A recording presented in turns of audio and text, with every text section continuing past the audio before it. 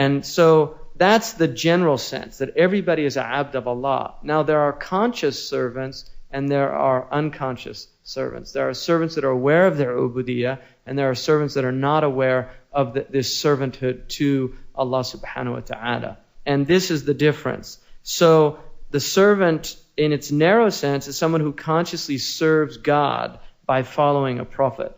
And in a still narrower sense, a servant is a human being who serves God perfectly with full awareness and total freedom of choice. So this is the idea of the servant in its most narrow sense, is that the abd, in fact, is somebody who freely gives up his state to his Lord. And this is the gift that Muslims believe that God gave his creation. Because in the Qur'an, in Tawbah, the verse says, "Inna Allah ashtara min al-mu'minina anfusahum wa amwalahum bi anna lahum al-jannah." That God has purchased from the believers their wealth and their lives, and against that purchase is paradise. If God owns you in the first place, then how did you engage yourself in a transaction? How do you sell what is not yours?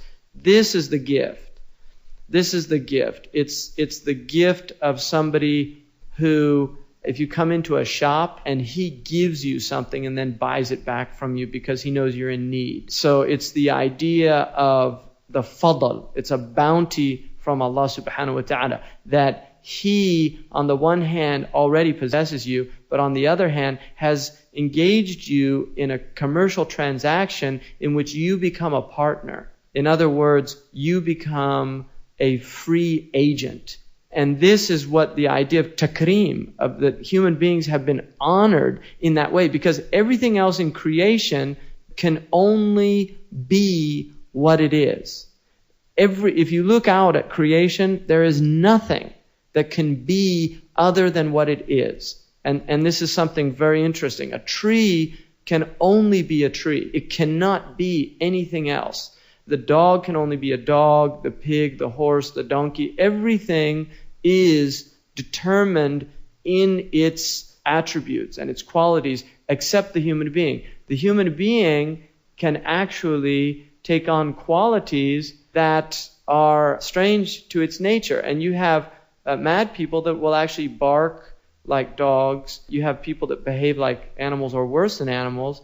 And the Qur'an indicates that they're actually worse than animals. But hum adallu sabila, because animals do not do things that harm them with knowledge. An animal would never purposely harm itself. It will only do what it thinks is beneficial for itself. So if an animal sees fire, it flees from fire. Whereas a human being will actually do things knowingly that harm itself. And this is where the rational soul is overwhelmed by the irascible or the concupiscent soul, those lower energies in the self. So one of the things that this idea in the Qur'an is that God measures out carefully what He gives to His creatures. And part of the reason for that is if Allah did not do that, they would overstep greatly. They would transgress. Now you can already see that there is transgression out there. But if everybody got what they wanted, then what would it be like? In other words, the fact that not everybody gets what they want. There are only certain people out there that have enough power to sow corruption.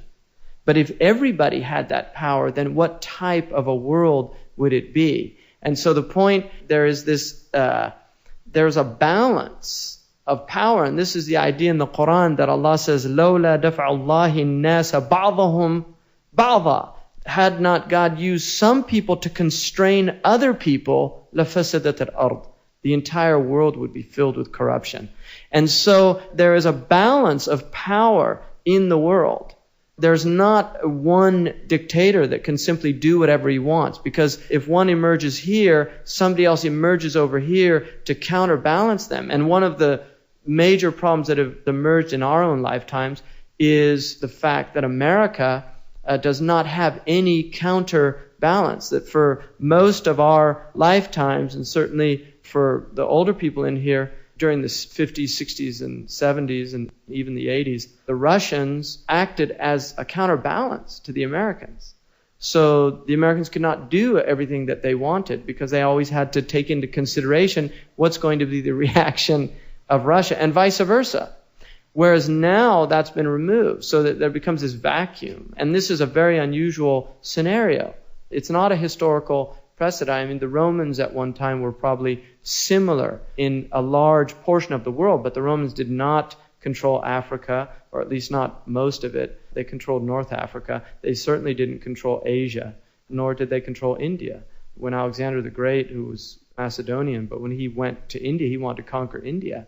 He got sick, all his troops got sick, and they had to leave. And that's another thing. Herodotus mentions that nobody has ever moved towards the Arabian Peninsula except they were stopped.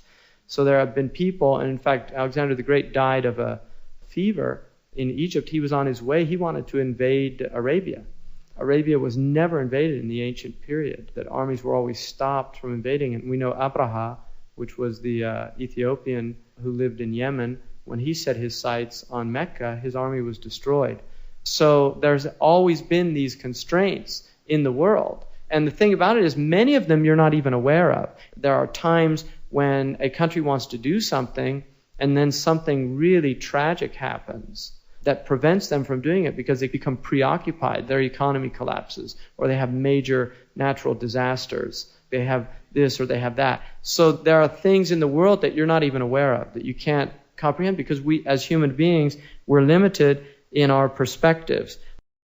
When we look at the world, what has to be understood is that there is actually a balance in the world that is not always discernible, not that it's not there, but because of short-sightedness. And one of the things that Imam Raghib says is that all things are متساوية غير متفاوتة من حيث أنها مصنوعة بالحكمة. Everything is equal, and they are not different in that everything was created with a wisdom. So at the essence of everything, the rock is equal to the human in that the rock was created for a purpose just as the human was created for a purpose.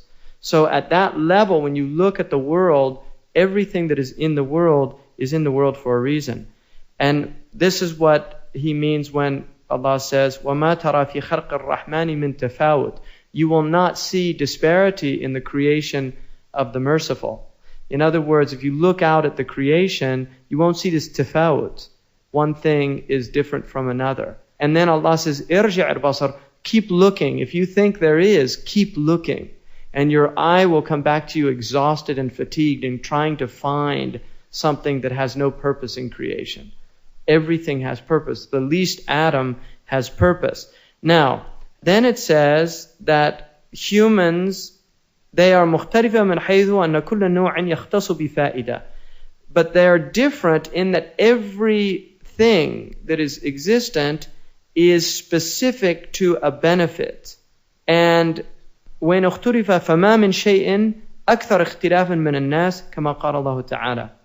And if you look, then nothing has more difference in all of this than human beings. And Allah says, وَخَلَقَهُمْ أَطْوَارًا. They were created in stages. وَقَالَ تَعَالَى وَرَفَعْنَا بَعْضَهُمْ فَوْقَ بَعْضٍ دَرَجَاتٍ. We raise some humans over others. In other words, that this is, according to the Qur'an, is from God. That there is these differences in the creation. انظر كيف فضلنا بعضهم على بعض. Look how we have preferred some over others in the world. This is actually, you're told in the Qur'an to look at the world and see how some have been preferred over others in the world. And then what immediately after that? وَلِلْآخِرَةِ أَكْبَرُ دَرَجَاتٍ. And in the next world are even greater differences. وَأَكْبَرُ تَفْضِيلًا. And more preference. So don't become deluded by these things. In other words, these are finite, limited. A person might have wealth, have fame, have beauty, have lineage, have all these things for 50, 60, 70 years, and then it's over. But the next world is infinite. And therefore, you can't compare the two in that way. وَقَالَ سُبْحَانَهُ وَلَوْ شَاءَ اللَّهُ لَجَعَلَكُمْ أُمَّةً وَاحِدَةً وَلَكِنْ لِيَبْلُوَكُمْ فِيمَا آتَاكُمْ. Had God wanted, He would have made you one ummah, one people, all the same.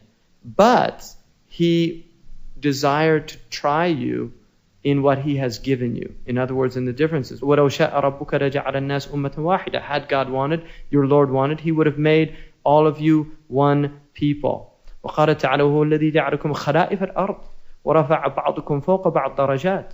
And He is the one who made you replace others in the earth. Just as we're here now, there were people here before us. There were people in Hayward. And those people mostly were Hispanic people that worked in the fields here. Before them, there were Indians here. There were native Californians, the Alones and what the Spanish called the Costilliones. I mean, they were here, living here, had a whole cosmology. They had religious festivals on Mount Diablo. And they're gone. And now we're here replacing them. And then it says that we raise some of you over others, لِيَبْلُوَكُمْ, in order to test you or try you in what He's given you. And then also, وَلَوْ شَاءَ رَبُّكَ لَجَعَلَ النَّاسَ أُمَّةً وَاحِدَةً وَلَا يَزَالُونَ مُخْتَلِفِينَ. Had God wanted, He would have made you all one people. And look, you continue to be different. مُخْتَلِفِينَ, which means you're different, but also you differ.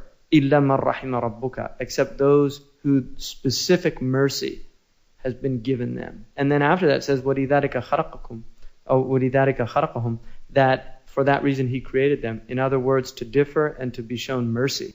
So that is part of the intention of the creation. وَفِي الْأَرْضِ قِطَعٌ مُتَجَاوَرَاتٌ وَجَنَّاتٌ مِنْ عَنَابٍ وَزَرْعٍ. That in the earth you see all of these different types of earth out there that are different. Earth is different. Soil is different. There's rich soil. There's poor soil. There's soil if you plant, nothing grows. There's salt marshes. Nothing will grow there. Or only certain specific vegetations. There's areas where fruit trees flourish. There's other areas where they can't grow because of air. If you watch a mountain, وَطُورِ سِنِينَ, طُور, one of the meanings of طُور is a mountain that trees grow on, because there are mountains that no trees grow on. It gets too high and it can't sustain vegetable life. So even in creation there's all this diversity. And that's going to have an effect on the people living there. And then he says, إِنَّ فِي ذَلِكَ لَآيَةٍ لِقَوْمٍ يَعْقِلُونَ. These are signs, and we go back to the idea a few weeks ago of talking about signs, that human beings are here to perceive signs. These are signs for people who have intellect, that can actually reflect, that can actually think. So then he says, wisdom necessitates all of this, because the human being cannot sustain himself alone. And therefore, had a human being been forced to sustain everything that he needed alone, most human beings would not survive for very long. And so, because human beings need other human beings, there needs to be this tafawut. Had everybody been given wealth, then how would some people serve other people? If all of us had equal wealth, how would some people serve other people?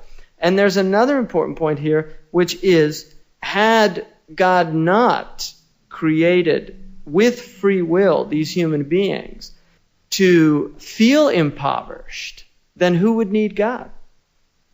If everybody felt independent, they would feel no need. And this is what the Qur'an says, إِنَّ الْإِنسَانَ لَيَطْغَى أَن رَآهُ اسْتَغْنَى. Human beings become aggressive and oppressive, and they transgress when they deem themselves independent of God.